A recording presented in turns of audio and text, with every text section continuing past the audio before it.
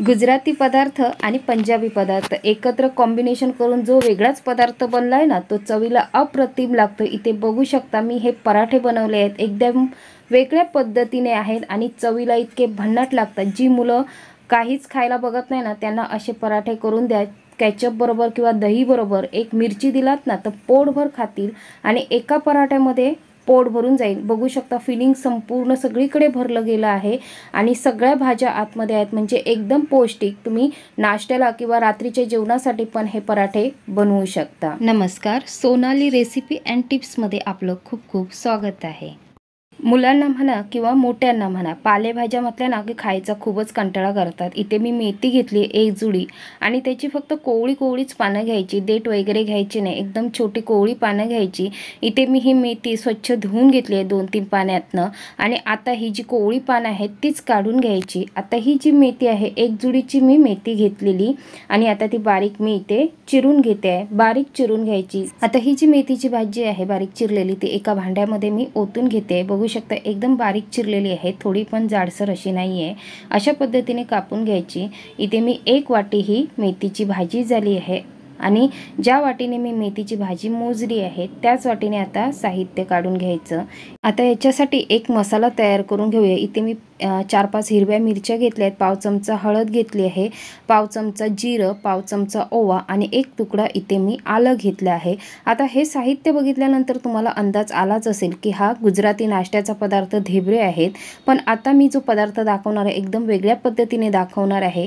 त्यासाठी आधी हे सगळं साहित्य मी मिक्सरमधनं बारीक करून घेते। इथे पाण्याचा अजिबात वापर न करता हे बारीक वाटून घ्यायचं। आल्याचे एकदम बारीक तुकडे करून घ्यायचे, नाहीतर मिक्सरमध्ये फिरत नाही आणि जाड तुकडे राहतात, मग पराठे करताना किंवा धेबरे करताना हे तुटले जातात। आता हे सगळं साहित्य मी इथे टाकून घेतले। 1 चमचा यामध्ये मीठ टाकून घेतलं आहे। अशा पद्धतीने जर मिक्सरला वाटून घेतलात ना तर ते पराठ्यांना किंवा धेबऱ्यांना चांगल्या पद्धतीने लागतं। आता त्याचमध्ये मी इथे 2 चमचे, तुम्हाला आवडत असेल तर जास्त वापरला तरी चालेल, मी इथे 3 चमचे साखर वापरली आहे, त्यामुळे खूपच छान चव येते ह्याची साखर वापरल्यामुळे। आणि आता हे मी पाणी न घालता आधी मिक्सरमधनं बारीक वाटून घेते। वाटायच्या अगोदर मी अर्ध लिंबू टाकून घेते। आंबट, गोड, तिखट अशी चव येते आणि मेथीची कडवटपणा, त्यामुळे चव अप्रतिम येते ह्या धेबऱ्यांना किंवा ह्या पराठ्यांना। आता हे सगळं मी लिंबू पिळून झाल्यानंतर मिक्सरमध्ये बारीक वाटून घेते आहे। एकदम बारीक वाटून घ्यायचं, म्हणजे त्यामध्ये जे सगळे पदार्थ आहेत ना ते छान लागले जातात आणि छान असा वास येतो जिरं ओव्याचा।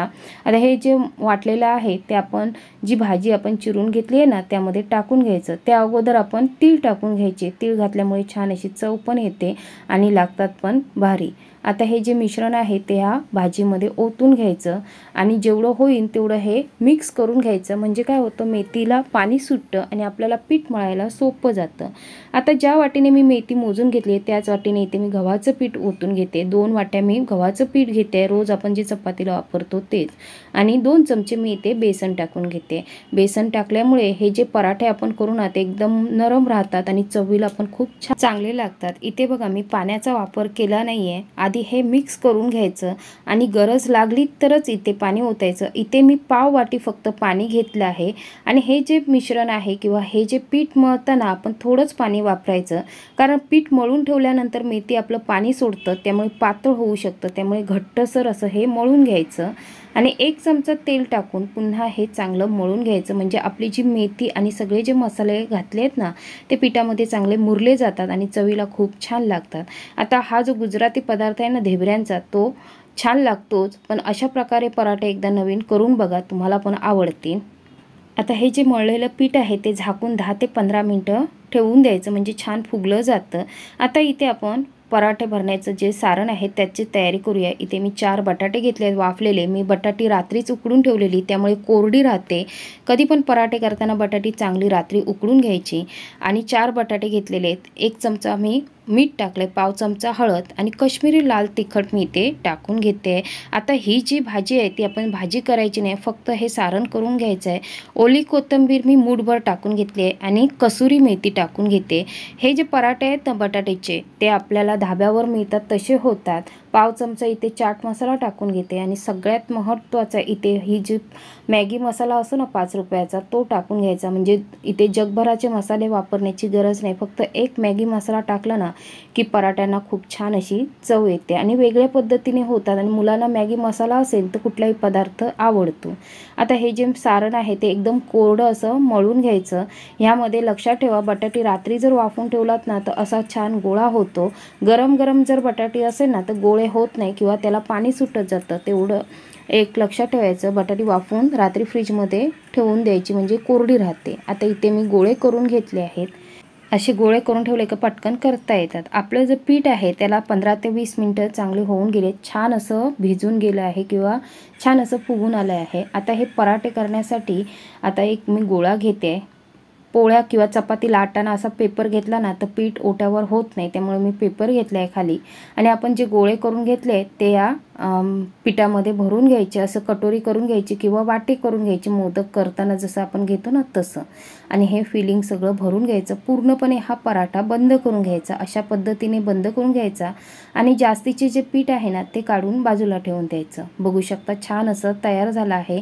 2 चवी आहेत त्यामुळे छानच लागतात हे पराठे। कोरडं पीठ लावून चांगलं हे लाटून घ्यायचं। लाटताना हलक्या हाताने लाटायचं आणि एकदम पातळ किंवा एकदम जाडसर लाटायचं नाही, मध्यम आकाराचे हे पराठे लाटून घ्यायचे।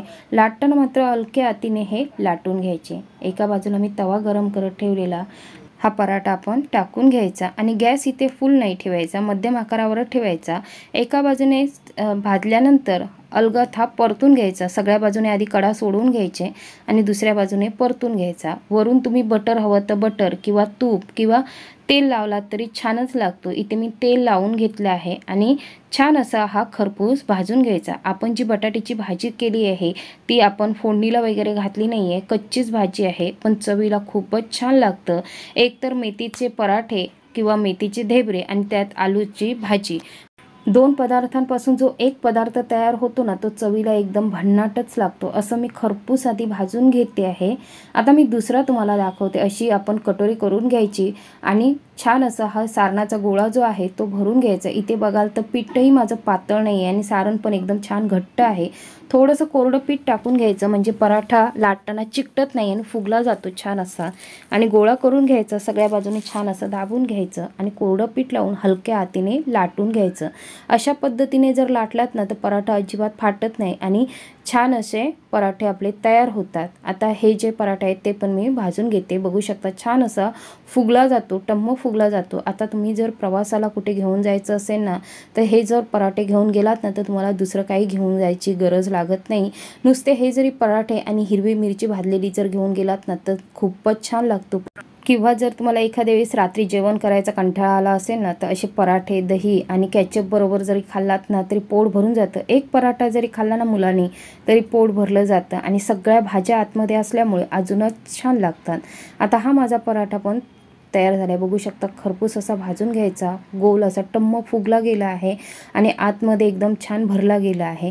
आता हे जे पराठे आहेत ते केचप बरोबर मी खायला देणार आहे आणि चवीला खूपच अप्रतिम लागतं। एकदा नक्की करून बघा आणि हिरवी मिरची जर तळलेली असेल ना तर खायला तर अजूनच छान लागतात। हा तुम्हाला 2 पद्धतींचा जो एक पदार्थ आहे ना गुजराती मेथीचे ढेबरे आणि पंजाबी आलू पराठा तो कसा वाटला तो नक्की कमेंट करून सांगा। करून बघा, आवडला तर खूप जणांपर्यंत शेअर करा आणि नवीन असाल तर सबस्क्राईब करायला विसरू नका। एक मी तुम्हाला तोडून दाखवते म्हणजे तुम्हाला कळेल पराठा कसा छान भरला गेला आहे। एकदा नक्की करून बघा, असा पराठा छान आणि नरम राहतो। चला मग पुन्हा भेटू अशाच एखाद्या नवीन रेसिपीमध्ये। तोपर्यंत खात रहा, मस्त रहा।